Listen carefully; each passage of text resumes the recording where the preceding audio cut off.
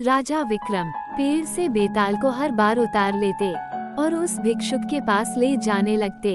रास्ता लंबा होने की वजह से हर बार बेताल कहानी सुनाने लगता और यह शर्त रखता है कि कहानी सुनने के बाद यदि राजा विक्रम ने उसके प्रश्न का सार्थक उत्तर ना दिया तो वह राजा विक्रम को मार देगा, और अगर राजा विक्रम ने जवाब देने के लिए मुंह खोला तो वह रूठकर फिर से अपने पेड़ पर जाकर उल्टा लटक जाएगा।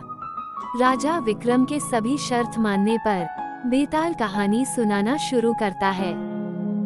अंग देश के एक गांव में एक धनी ब्राह्मण रहता था। उसके 3 पुत्र थे। एक बार ब्राह्मण ने एक यज्ञ करना चाहा। उसके लिए एक कछुए की जरूरत हुई। उसने तीनों भाइयों को कछुआ लाने को कहा। वे तीनों समुद्र पर पहुँचे। वहाँ उन्हें एक कछुआ मिल गया। बड़े ने कहा, मैं भोजनचंग हूँ, इसलिए कछुए को नहीं छूऊंगा।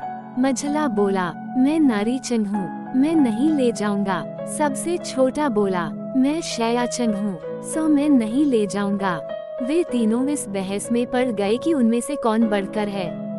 जब वे आपस में इसका फैसला न कर सके तो राजा के पास पहुँचे। राजा ने कहा, आप लोग रुकें, मैं तीनों की अलग अलग जांच करूंगा। इसके बाद राजा ने बढ़िया भोजन तैयार कराया और तीनों खाने बैठे। सबसे बड़े ने कहा, मैं खाना नहीं खाऊंगा, इसमें मुर्दे की गंध आती है। वो उठकर चला गया। राजा ने पता लगाया तो मालूम हुआ कि वह भोजन शमशान के पास के खेत का बना था। राजा ने कहा, तुम सचमुच भोजनचंग हो, तुम्हें भोजन की पहचान है। रात के समय राजा ने एक सुंदर स्त्री को मझले भाई के पास भेजा। ज्यों ही वह वहां पहुंची कि मझले भाई ने कहा, इसे हटाओ यहाँ से, इसके शरीर से बकरी का दूध की गंध आती है।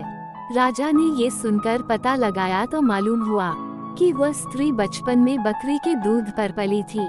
राजा बड़ा खुश हुआ और बोला, तुम सचमुच नारीचंग हो। इसके बाद उसने तीसरे भाई को सोने के लिए 7 गैदों का पलंग दिया। जैसे ही वह उस पर लेटा कि एकदम चीखकर उठ बैठा।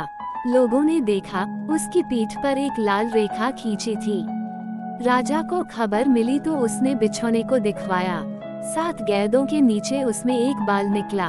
उसी से उसकी पीठ पर लाल लकीर हो गई थी। राजा को बड़ा अचरज हुआ। उसने तीनों को 1-1 लाख अशर्फियाँ दी। अब वे तीनों कछुए को ले जाना भूल गए और वहीं आनंद से रहने लगे। इतना कहकर बेताल बोला, हे राजा, तुम बताओ उन तीनों में से बढ़कर कौन था। राजा ने कहा, मेरे विचार से सबसे बढ़कर शयाचंग था, क्योंकि उसकी पीठ पर बाल का निशान दिखाई दिया और ढूंढने पर बिस्तर में बाल पाया भी गया। बाकी 2 के बारे में तो ये कहा जा सकता है कि उन्होंने किसी से पूछकर जान लिया होगा। इतना सुनते ही शर्त अनुसार बेताल फिर से पेड़ पर जा लटका।